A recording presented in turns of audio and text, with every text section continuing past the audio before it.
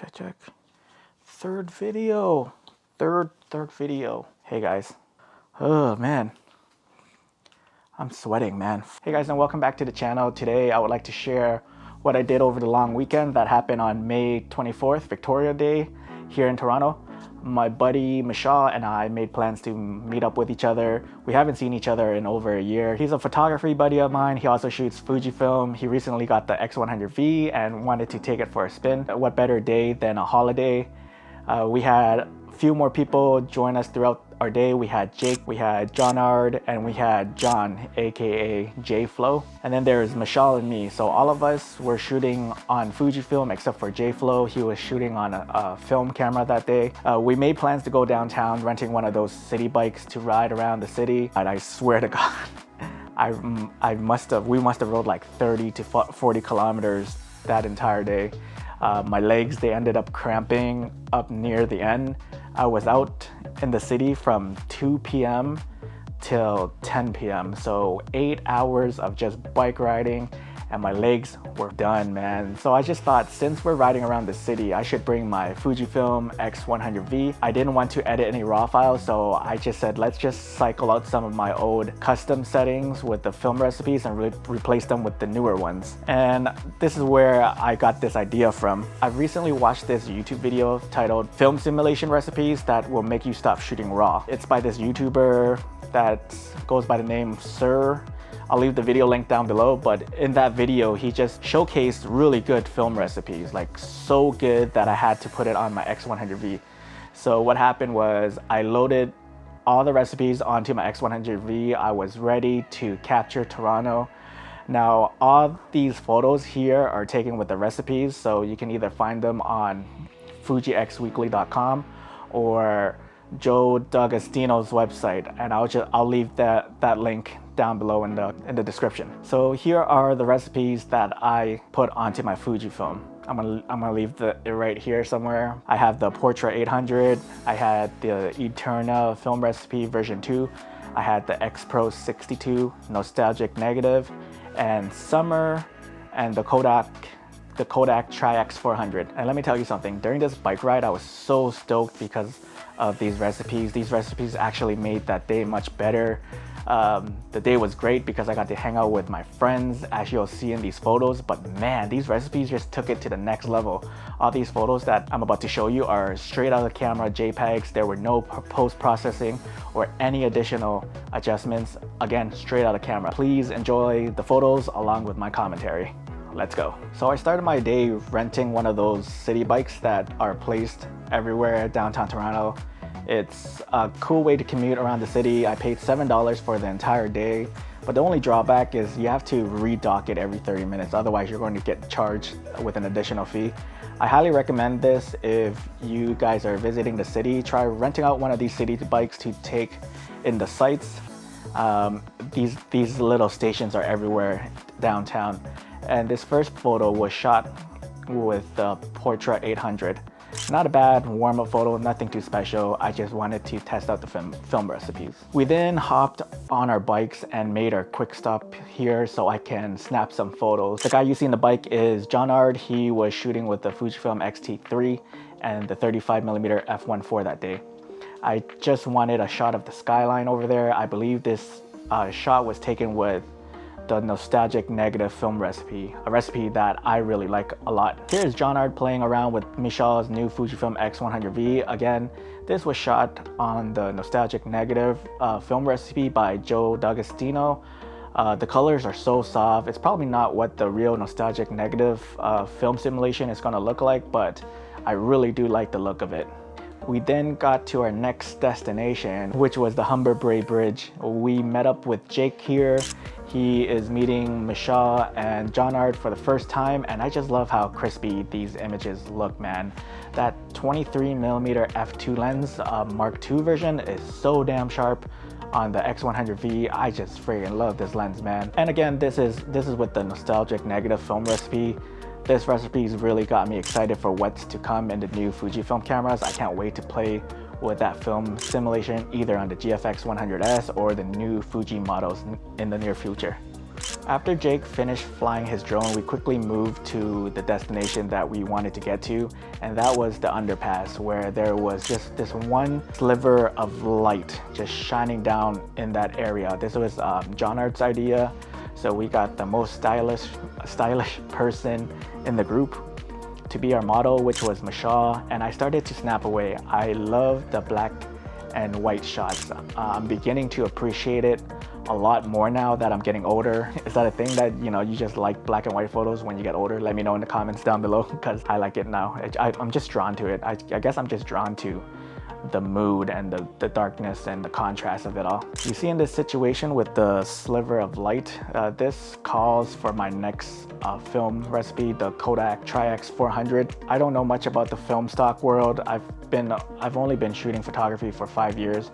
I have no prior experience with shooting actual film, but my friends around me, they do it, and I can see why they love it so much, and I respect the art. But I don't think I would be shooting film anytime soon, so these film recipes are the next best thing. And I love that this was made by dialing in the Acros film simulation. This part of the set was my favorite. I also want to touch on the Eterna version 2 from Fuji X Weekly. You can see some shots I took with it here at the underpass. This is what you call cinematic, and I don't know how they do it. And to be honest with you, I don't think I could have done this in RAW by myself. And this is why I said that these Fujifilm Jpgs are more powerful than you think. Forget buying presets from these photographers, man. Just go onto Richie's website at fujixweekly.com and pick the one that interests you, and go try them out for yourself and, you know, see which one you like. I really love the tones, the low contrast. If I didn't know any better, I would say that these shots are stills from a movie. And again, guys, if you guys don't want to do any post-processing to your images, just go ahead, set yourself up with some recipes onto your camera, and you're going to get an image that is 10 times better than what you can actually produce. And I'm just so amazed that these cameras are producing such high quality images. What you're seeing here are the boys downloading the Fuji X Weekly app. They saw my black and white recipe, and they saw the nostalgic negative recipe, and they asked. So you got Jake, John Art, and Michelle all downloading the app so they can look for the recipes and put it into their custom settings. You know, it just feels great, you know, just seeing these guys excited about these recipes. They are Fuji users, but they're not as plugged into the Fuji community as I am. So they wouldn't know about these recipes. They wouldn't know that, you know, these cameras are more powerful than they realize. But once they got in, they were so excited to use them, and like, they were so stoked. I could just feel, like, you know, their excitement level go up. So after we finished in the underpass, we walked back to the docking station, and on our way back, we wanted to photograph the bridge some more. There are some interesting lines and shadows that we tried to shoot. This is another chance to use a film recipe, and these sets of photos were shot on the summer film recipe. You can get this at Joe D'Agostino's website. I'll leave his link down below. This is me trying to channel my inner street photography, but I'm not really good at it, but I do appreciate it. And here I am just experimenting with some harsh shadow and light. I just wanted to make the foreground completely dark and just leave the background with that sliver of light and wait for the person to walk into the light. And I snapped this, which I thought was pretty cool. And then I decided to slow my shutter and get some motion blur in my shots. I showed the boys about the built-in ND filter, and they got so excited and hyped up. They were screaming. They were all screaming, "Yo, that was sick, man. Like, yo, what the hell? I didn't know that they could do that." Man, like, you gotta love the X100V, man. This camera is just so powerful. Gotta love the Fuji.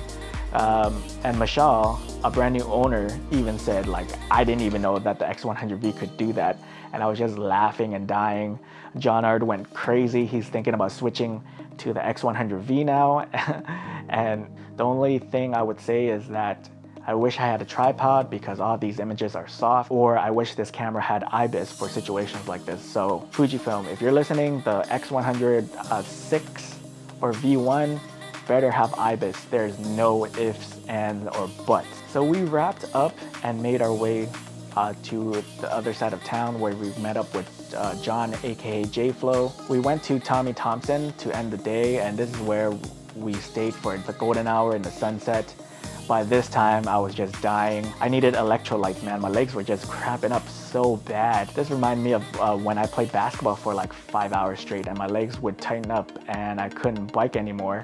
So from golden hour till 10 p.m. my legs were just wrecked. I got some dope shots of the boys. I used nostalgic negative, got some cool shots of Michelle and John, and then the rest is in black and white. So yeah, that was my day. I had so much fun hanging out with the boys. My legs were done by the end of it. It took me a full day to recover from it.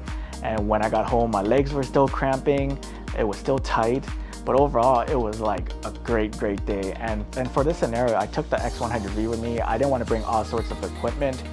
It was a scenario where I was going to catch up with my old friends. I was just going to document our adventures around the city, and you know, that's what I did. You know, I didn't need to be shooting raw and thinking about like, you know, stylistic choices.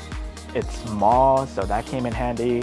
I didn't like, you know, with my leg cramping, I don't think I could have added more weight onto my back while I had that. So the X100V was just the perfect camera for this scenario. Those film recipes, man, they are so powerful. So guys, I'm gonna put you guys on. Go to Fuji X Weekly, get yourself some recipes for your camera. And that is it for me, guys. Hope you guys enjoyed this video. Let me know what you guys think of the video. Let me know if you guys shoot with film recipes. Honestly, recipes have saved me so much time now. I almost forget how to edit with my workflow process sometimes. And for scenarios like this, where you're just, you know, chilling out with your friends, I'd rather not stress about editing the raws. And, you know, I just rather just say like, Jesus, take the wheel and pick different film recipes to tell the story.